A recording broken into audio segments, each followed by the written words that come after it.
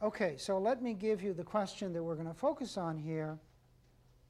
And the question that we're going to focus on here is, what is critical thinking?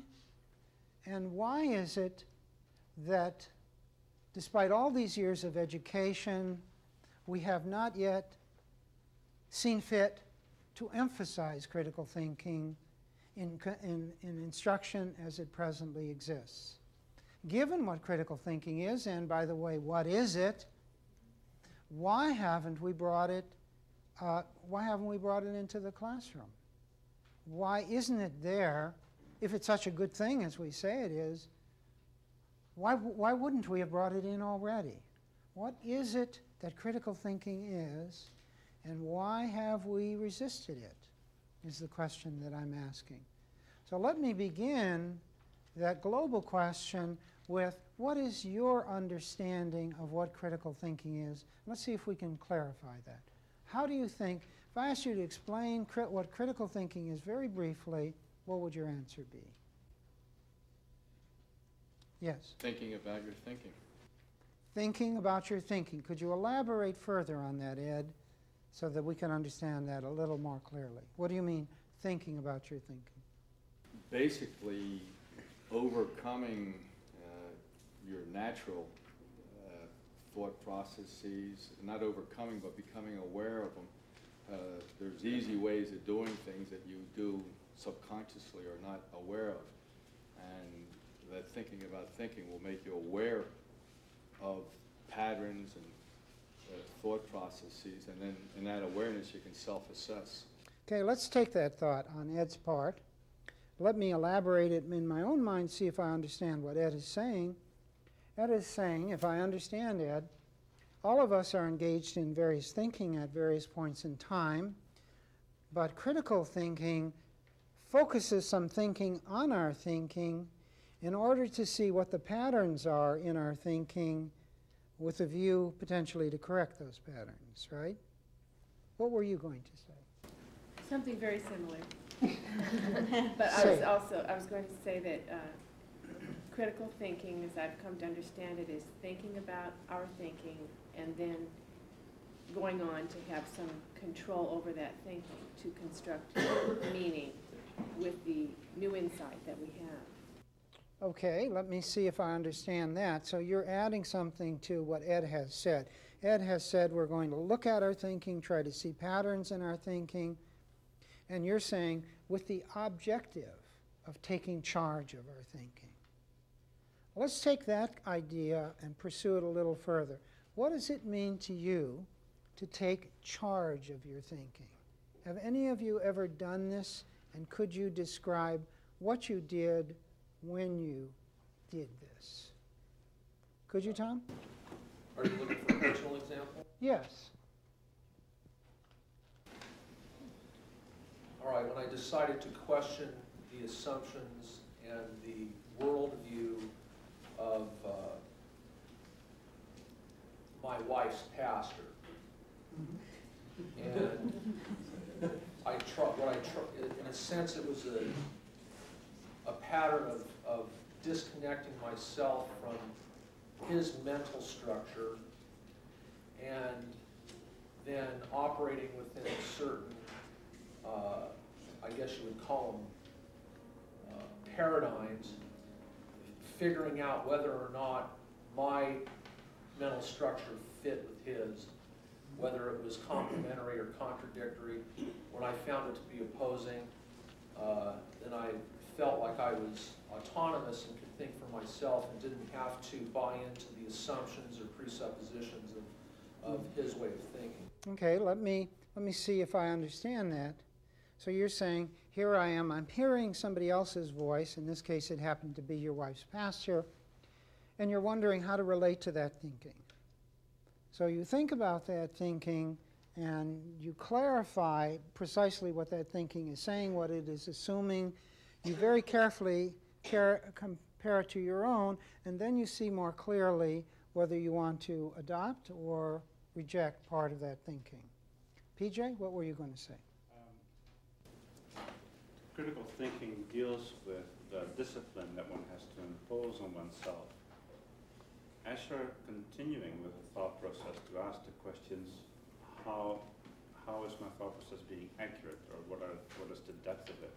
Because it's a challenge to do that, to subject yourself in your thinking processes to the criteria. Okay, now I hear three things. You must think about your thinking. You must try to take charge of your thinking. And to do this, this requires discipline. I wonder if someone could elaborate further on the process of the kind of discipline that is suggested. What kind of discipline is involved here? Yes? One of the things that you have to know is what your personal prejudices are and what goes into the makeup of your opinions, so that when you approach a problem to think critically about it, realize that you come at it from a certain point of view, and you have to deal with that as well as how you perceive what else is happening. Okay. How would you respond to what Marilyn has said? How would you assess that? Does that seem accurate? Do you see it any differently? Richard? Well, I think about what she said. I have to subject my own thinking to the standards I expect others to subject theirs to. I'm asking myself, have I measured up? Are my thoughts deep, for example? Have I considered all of the ramifications of decisions that I want to make?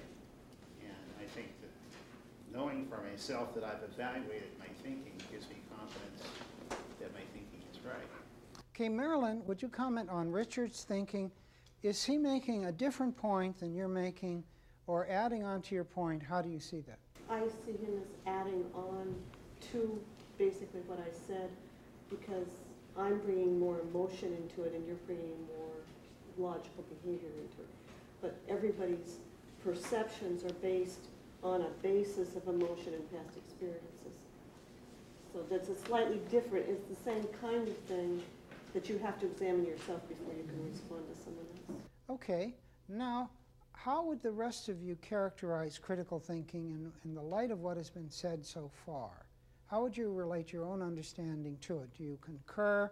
Would you add something? Would you subtract something? Or would you say it a little differently? Thomas, what about you?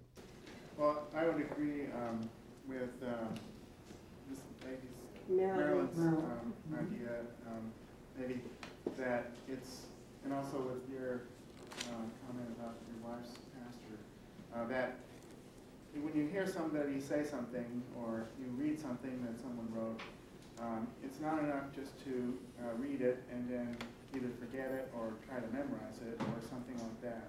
You have to think about it so that you make it your own, get it into your own thinking.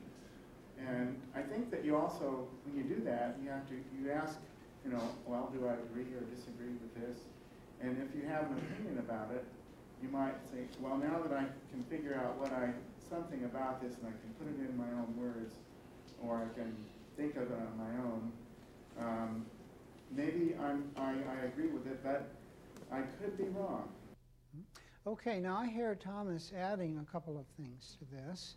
I hear him saying that in order to do critical thinking about somebody else's thinking, you must actually think their thoughts within your mind. And this perhaps bears on the question of discipline that PJ mentioned. Doesn't it seem apparent that it would take a fair amount of discipline to think somebody else's thoughts accurately in your own mind? And then I hear Thomas saying, and you must be fair to those thoughts. That is, you must admit the possibility that you may be wrong. You must be confident enough in yourself, I hear Thomas saying, to entertain that you may be wrong. Okay, now if this is critical thinking and we can see the value of it, why hasn't it been adopted? Why isn't everyone rushing out to get their critical thinking so that they can have these wonderful things happening in their mind, so that they can be more clear, more precise, more accurate, more relevant, deeper, broader, more logical? These things seem so wonderful. Why isn't everyone beating down the doors to try to get this stuff into their mind, into their children's mind, into the curriculum? Why? How would you answer that question? Yes, Thomas. Well, Richard Hofstadter wrote a book called Anti-Intellectualism in American Culture, or something to that effect. And he outlined pretty clearly from the roots of American history how American culture has been very anti-intellectual in nature.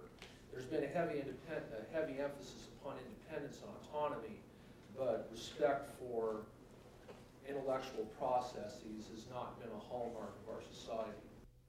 So, Thomas, you're saying that one of the reasons why there is a resistance is a cultural one.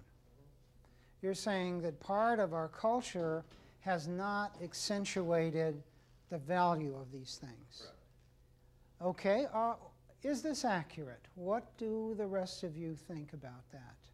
To what extent do you concur or differ? Yes? I think that's maybe only part of it. That this is my second year in here, and the more I come, the more I realize how complex critical thinking is. I heard somebody say taking one course in critical thinking does not make a person critical thinker. And if I may use the saying, little knowledge is dangerous. So maybe one of the contributing factors may be the lack of adequate, appropriate knowledge in the area of what it is and how do you go about teaching. Okay, so I hear then one sense is culturally it may not be of value, and you're saying, and as a matter of fact, people may simply be in ignorance of it, not realize it's there to be found.